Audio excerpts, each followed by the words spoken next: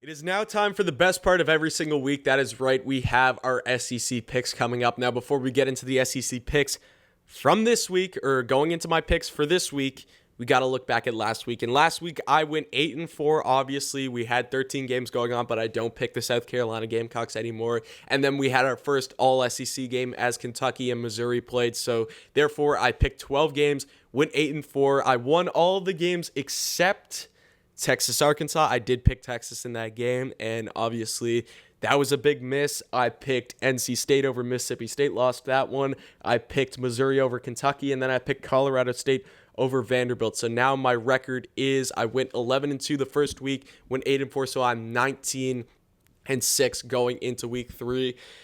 Not a bad record, but I definitely want to be better. You look at getting 19 wins. A lot of FCS teams have played SEC teams so far, so those aren't necessarily hard games to pick.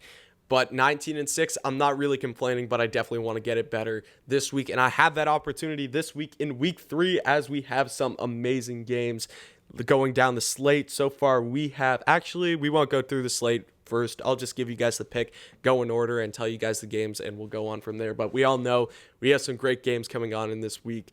Going to get to them later, but starting off, my SEC picks for week 3. Week 3 at 12 o'clock on SEC Network Alternate and ESPN Plus. We have Chattanooga and Kentucky. Not a hard pick at all. I'm taking Kentucky here, but you really look at this Kentucky offense and what they were able to do against Missouri. First of all, rushing the football, this offensive line is really able to push the other team's defensive line around, and Chris Rodriguez is looking like one of the best running backs in all the SEC, which a ton of people knew coming into this season. I personally had my doubts about Kentucky's rushing game. That has obviously changed now, and even in the passing game, Levis has done a lot better than I expected him to do. I got to give him credit for that. And Wan'Dale Robinson, a bunch of guys, Josh Ali, this receiving core is a lot better than I expected. Wan'Dale Robinson is proving to be one of the best transfers in all of college football going into this season, obviously coming into Nebraska, but coming from Nebraska. Kentucky's looking really, really good this season. They're a team that I think got snubbed from the AP Top 25 this week, so hopefully they'll be able to change that with a big win against Chattanooga, and hopefully a team on the cusp of the Top 25 drops out so Kentucky can come in. So I'm taking Kentucky easily in this game.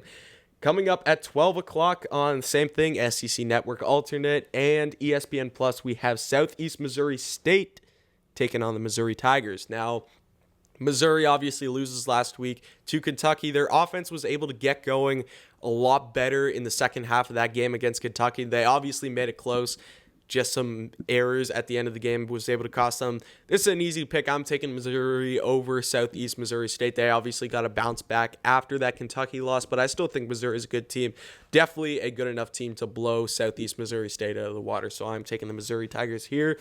Same thing, 12 o'clock, SEC Network, Alternate, and ESPN Plus. We have Tennessee Tech versus Tennessee. Now, Tennessee is coming off of that loss to Pitt, which was actually a really close game if you watched it. Tennessee had the lead early, but then they lost it, and I ultimately ended up losing the game. They play Tennessee Tech. Again, same thing, FCS team. This should be a win for Tennessee. I'm taking the Tennessee Volunteers here, looking for a bounce back. Kind of the same thing as that Missouri game, looking for a bounce back after a tough loss in week 2. So let's see how Tennessee is able to bounce back, but this is no questions for me, taking the Tennessee Volunteers. Next up at 12 o'clock on SEC Network, we have New Mexico traveling to College Station to take on the number 7th ranked Texas A&M Aggies, who obviously dropped 2 spots after their very, very, very close win against the Colorado Buffaloes. Now, I talked about Texas A&M earlier in the show, talking about what is next for Zach Calzadas ever since Haynes King is out. What is next for this offense?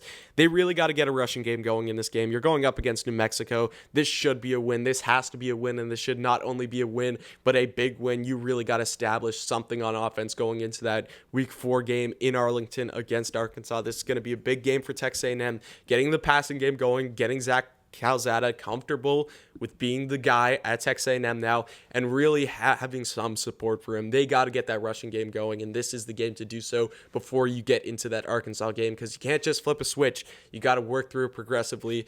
This is the game that you have before your schedule really kicks in. So Texas A&M, this is a game that they're going to win. I'm picking Texas A&M here, but they got to win convincingly and have a really, really, really good offensive showing in this game. No questions about it. First CBS game of the season.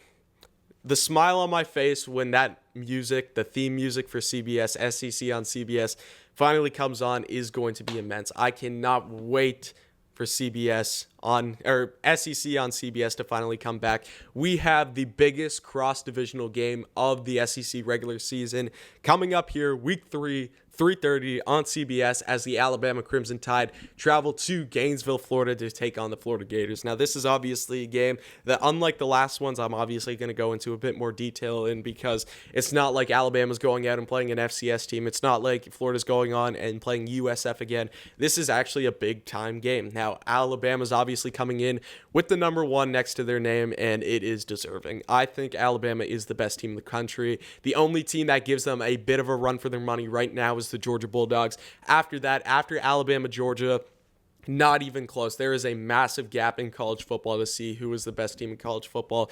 Alabama is out there. Alabama is the top dog right now in all of college football. This offense is lethal. Everything that Bryce Young's been able to do, everything that these receivers have been able to do, everything that this rushing game has been able to do has been impressive for Alabama so far.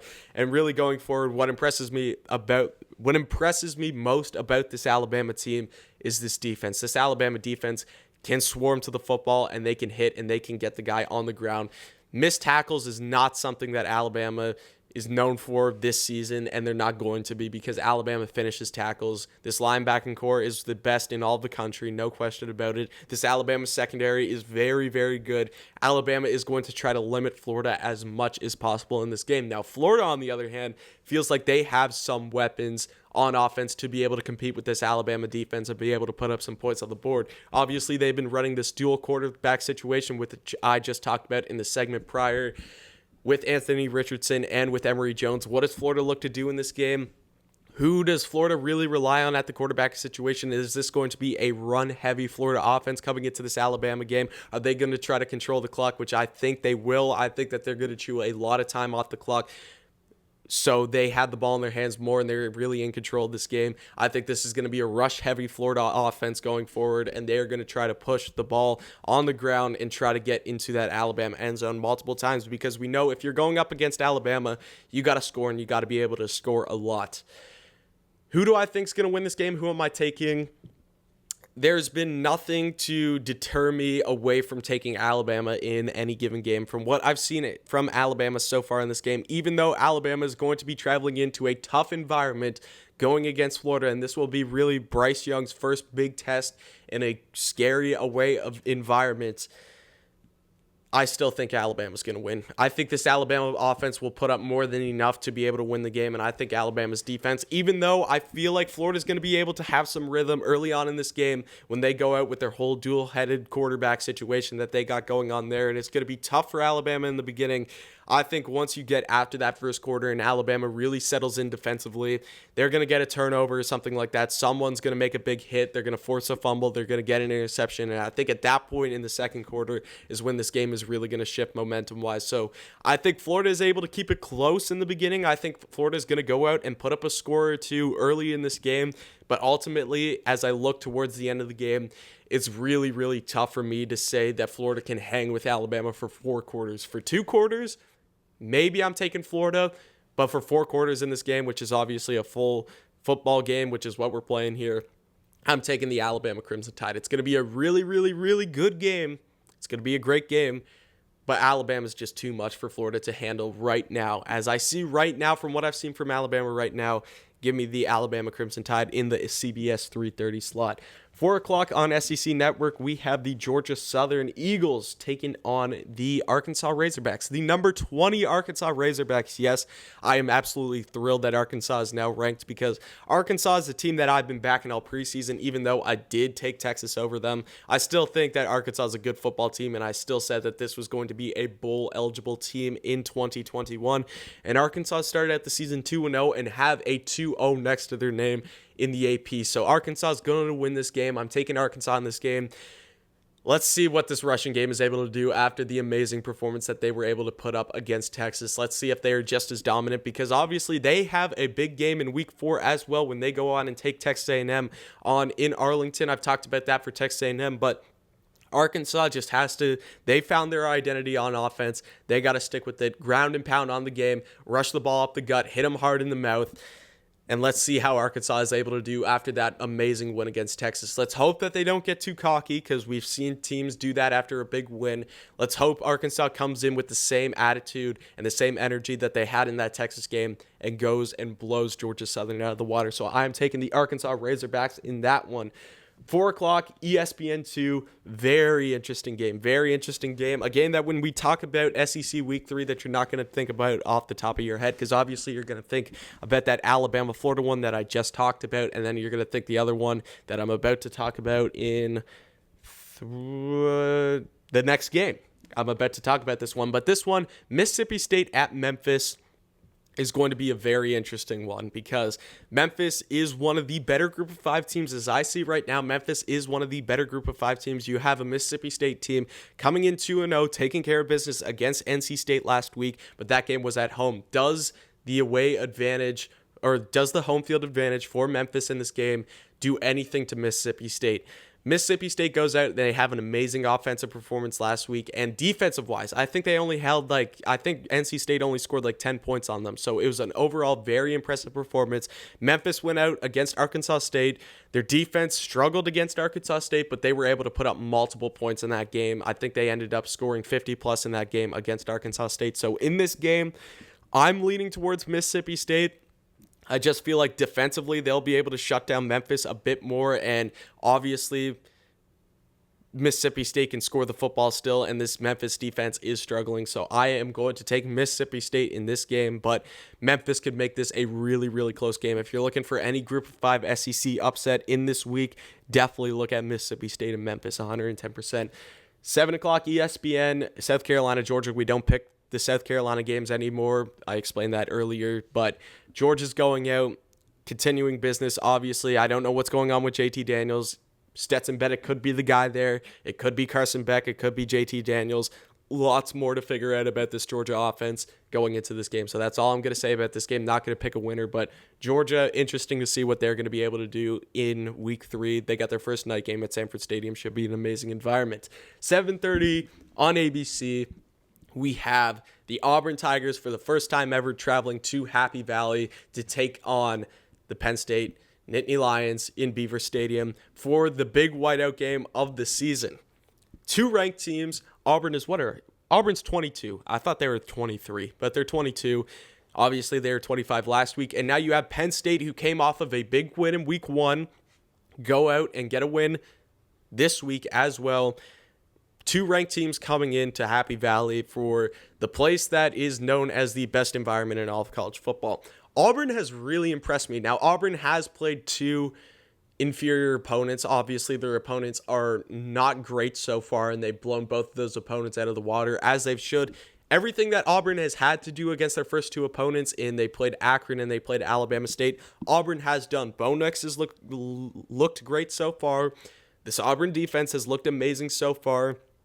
But Penn State is obviously a different story. Penn State has played a really good opponent. Penn State has played Wisconsin. They had a huge road test Week 1 traveling to Camp Randall, and they were able to come out of that game with a win. I'm going to take Penn State in this game, and I know I'm making this pick kind of early in my description, but here's why I'm going to take Penn State. Auburn, historically on the road, is really, really, especially Bo Nix in Auburn traveling on the road, is something that has never really looked good, at least for me, in my opinion. Auburn's offense traveling on the road is something that has really scared me over the years, and me being able, this is a 50-50 game for me. I would not be surprised if either of these teams come out with the win in this game, but what I have noticed in my couple years of picking these games and these SEC picks and everything like that, if you ever feel like it's a 50-50 game, always go with the home team, because the environment traveling on the road, especially if we're talking about the whiteout, like we're talking about the Penn State whiteout, for goodness sake. This isn't just traveling to Tulane or something like that, going to their Group of 5 stadium or whatever. Not saying that Tulane has bad fans or anything like that, but you're going up in that game, you'll see like 20,000, 30,000 fans max. You're going up against 110,000 fans here, all wearing white. If you go back to that Michigan game, the last whiteout that they had and the timeout and everything that had to happen because Michigan couldn't hear their first play call. They couldn't get the snap off. That's the same environment. This is the first whiteout in 2 years. That is the exact same environment that you're going to be going up against in this Auburn-Penn State game. And seeing Bo Nix on the road before, it does not look very good. You're going to be going up against the harshest environment that you have ever faced in your whole career when you travel to Penn State. So I think Penn State will do enough offensively, even though Penn State's offense hasn't proved to be the greatest so far. I think Penn State's offense will be productive enough offensively to score more than Auburn.